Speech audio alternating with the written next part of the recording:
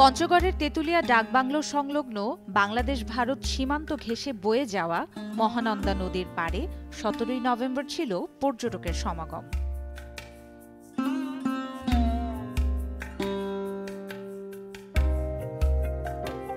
মুগ্ধ নয়নে দেখছেন উত্তরে উঁকি দেয়া কাঞ্চনজঙ্ঘা। শুধু তেঁতুলিয়া থেকেই নয়, পঞ্চগড় জেলার বিভিন্ন স্থান থেকেই দেখা মিলছে কাঞ্চনজঙ্ঘার। তবে তেঁতুলিয়া ডাকবাংলো সংলগ্ন মহানন্দা নদীর পাড়ে দাঁড়ালেই সবচেয়ে ভালো দেখা যায় এই অপরূপ দৃশ্য। হঠাৎ করেই পরিকল্পনা করে কাঞ্চনজঙ্ঘা দেখতে এসে নিজেদের ভাগ্যবান মনে করছেন পর্যটকেরা। হঠাৎ করে একটা প্ল্যান হলো যে এখানে আসবো, তো এসে ভালোই লাগলো, দেখতে পারলাম। এটা লাকের বিষয়। 2020-এর সময় অনেক প্রচার হয়েছিল, তখন পেপারে কত লেখালেখি, এখন হচ্ছে সরাসরি দেখে তো ভালোই লাগলো। আমি যেদিন এসেছি তার আগের দিন দেখা গেছে, অথবা আমি যেদিন এসেছি তার পরের দিন দেখা গেছে, পরিষ্কার দেখতে পাইনি।